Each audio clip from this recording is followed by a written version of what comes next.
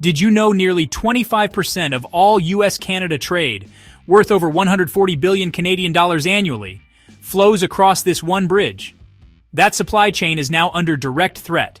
Canada isn't just reacting, it's hitting back. In this video, we'll break down how Canada is fighting back against Trump's trade war. We'll cover the key retaliatory measures, their impact on American markets and consumers, GOP Senators' rebellion against Trump, and what the historic first conversation between Prime Minister Carney and President Trump really means. Let's dive in. As Trump prepares for sweeping tariffs to take effect April 2nd, Canada is launching its strongest economic counterattack yet. Prime Minister Mark Carney calls it a fight to defend our workers and sovereignty. On Friday, March 28, 2025, Carney and Trump finally spoke, for the first time since Carney took office. While the call was described as productive, Carney made it clear, if the April tariffs stand, retaliation is coming fast. Trump's 25% tariff on Canadian vehicles and parts is set to upend one of North America's most tightly integrated industries. Under NAFTA, auto parts often cross the border 5 to 7 times before a car rolls off the line. The new tariffs ignore 2018 protections under the USMCA agreement. Automakers are bracing for layoffs, and Ontario Premier Doug Ford warns plants will shut down on both sides. Canada has already cut travel to the U.S. by over 70%. Airlines like Air Canada and WestJet are canceling flights. The tourism sector is taking a hit, and with Canadians being the top international visitors to the U.S., the loss could cost the U.S. up to $18 billion in 2025. The impact? U.S. hotels, airlines, and border towns are bleeding revenue.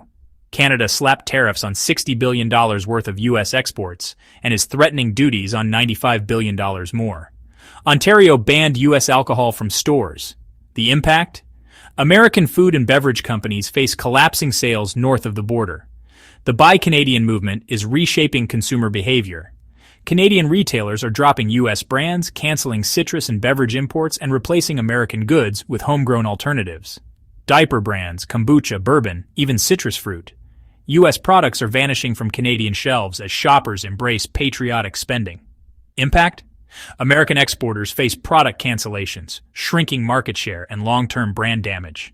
British Columbia is enacting Bill 7, giving the provincial government sweeping powers to cut procurement from U.S. suppliers. The impact? U.S. companies could lose access to millions in Canadian public contracts, a blow to cross-border service providers. Canada updated its Investment Canada Act to treat economic security as national security. U.S. investors now face much tighter scrutiny. The impact? Cross-border M&A is cooling fast. Valuations are falling, and Canadian firms are avoiding U.S. partnerships. And that's not all.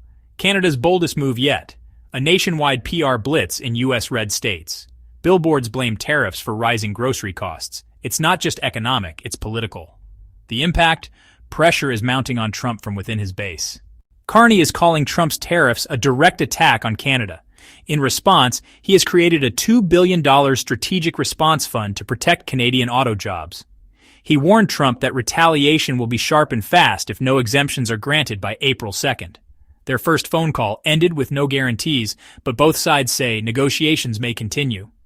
Meanwhile, backlash is building at home. GOP senators, including Susan Collins, Rand Paul, and Tom Tillis, are joining Democrats to block Trump's use of emergency powers to impose tariffs on Canada. If passed, this Senate resolution would mark the most serious Republican rebellion against Trump's second term. The vote could alter the political landscape just as the economic one is shifting. The future of U.S.-Canada economic ties now hangs in the balance. Here are key takeaways. As of March 31, 2025, Canada's $60 billion plus retaliation is growing. Tariffs now threaten a broader range of U.S. exports, from steel to citrus and consumer goods. Buy Canadian surge is real. Canadian retailers are canceling U.S. brand deals. American products like bourbon, diapers, citrus, and kombucha are disappearing from shelves. BC's Bill 7 is live. U.S. vendors may be shut out of public procurement in Canada's westernmost province. Foreign investment barriers tighten. Canada is using national security laws to block U.S. acquisitions seen as economically harmful. Senate rebellion brewing. GOP senators like Susan Collins and Rand Paul are siding with Democrats to try and stop Trump's tariff push on Canada. Carney-Trump call yields no breakthrough. Their first conversation was called productive, but no policy shift has emerged. All eyes on April 2nd. U.S. tariffs could fully activate, triggering Canada's next wave of countermeasures. With just days until tariffs take effect, Canada isn't just responding. It's rewriting the rules. As April 2nd approaches, every move matters. Will diplomacy win out? Or are we headed for an all-out economic showdown? So, what do you think? Can this economic standoff be resolved? Or are we witnessing a long-term fracture? Drop your thoughts in the comments. Subscribe for more global economic analysis. Thanks for watching. If you found this breakdown insightful, hit that like button, share it with a friend, and don't forget to subscribe for more sharp takes on global politics and economic power plays.